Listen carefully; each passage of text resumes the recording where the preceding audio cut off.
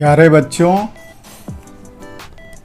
मैं कुछ क्वेश्चन तैयार किया हूँ जो कक्षा 12 के छात्रों को 2 नंबर वाले क्वेश्चन खाद्य संरक्षण के चतुर्थ प्रश्न पत्र और पंचम प्रश्न पत्र में काम आएंगे।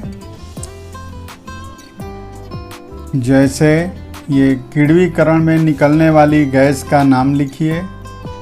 तो किस फर्मेंटेशन में सबसे पहले कार्बन डाइऑक्साइड गैस निकलती है।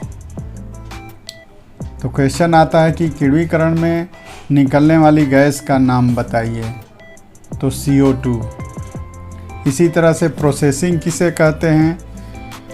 तो कैनिंग प्रोसेस वह प्रक्रिया है जिसमें डिब्बों को गर्म करके उपस्थित सभी बैक्टीरिया और जीवाणुओं को निष्क्रिय बना देते हैं।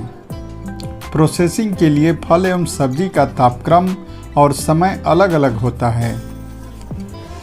फलों की प्रोसेसिंग कितने डिग्री फ़ारेनहाइट पर की जाती है? फलों की प्रोसेसिंग 100 डिग्री सेंटीग्रेड तथा 212 डिग्री फ़ारेनहाइट तापक्रम पर या फलों की प्रोसेसिंग 100 डिग्री सेंटीग्रेड या 212 डिग्री फ़ारेनहाइट तापक्रम पर 25 से 30 मिनट तक की जाती है। सब्जियों की प्रोसेसिंग कितने तापक्रम पर कितने समय तक किया जाता है?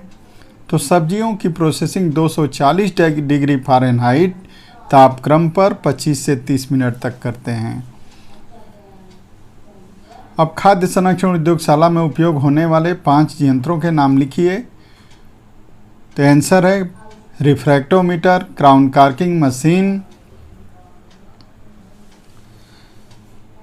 तीसरा ब्रिक्स हाइड्रोमीटर, चौथा रिटार्ट या प्रेशर कुकर, पांचवा थर्मामीटर। कवरिंग घोल किसे कहते हैं? Covering liquid. डिब्बों में खाद्य पदार्थ को भरने के बाद उनमें फलों के लिए शक्कर का घोल और सब्जियों के लिए नमक का घोल तैयार किया जाता है। इसी घोल को कवरिंग घोल कहते हैं। ब्राइन किसे कहते हैं? तो नमक के कवरिंग घोल को ब्राइन कहते हैं। एग्जॉस्टिंग करने के लिए डिब्बे या बोतल के अंदर का तापक्रम कितना होना चाहिए? तो एग्जॉस्टिंग तापक्रम 70 डिग्री सेंटीग्रेड से 80 डिग्री सेंटीग्रेड होना चाहिए। ऑस्मोसिस या रसाकर्षण किसे कहते हैं? जिस प्रक्रिया द्वारा तनु का गोलक किसी अर्धपारगम्य झिल्ली को स्वतः पार कर सांद्र घोल में प्रसारित होता है उसे रसाकर्षण या ऑस्मोसिस कहते हैं।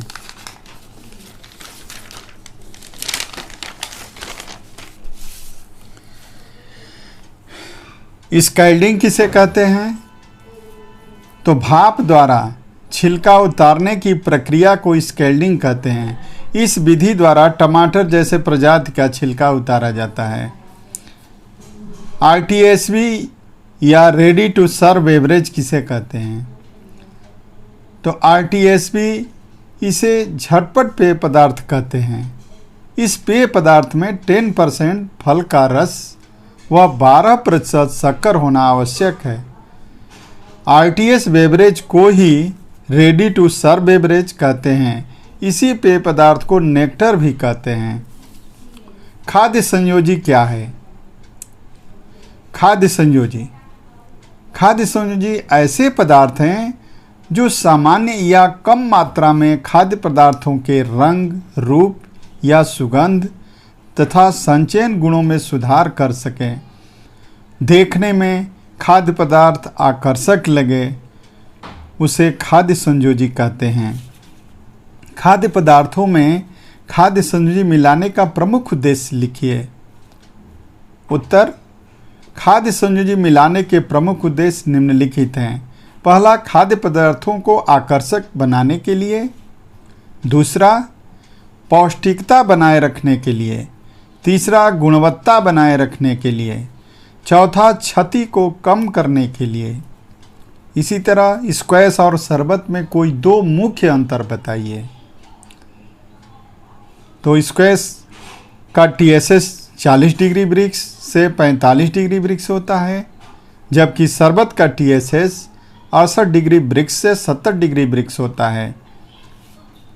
दूसरा अंतर यह है कि स्क्वैश का संरक्षण पोटेशियम मेटाबाइसल्फाइड या सोडियम बेंजोएट द्वारा होता है, जबकि शरबत का संरक्षण केवल चीनी द्वारा होता है। नींबू में कौन सा एसिड पाया जाता है? नींबू में साइट्रिक एसिड पाया जाता है, या नींबू के जितने भी नींबू प्रजाति के फल हैं उसमें साइट्रिक एसिड पाया जाता है। इमली में कौन सा एसिड पाया जाता है? तो इमली में टार्टेरिक एसिड पाया जाता है।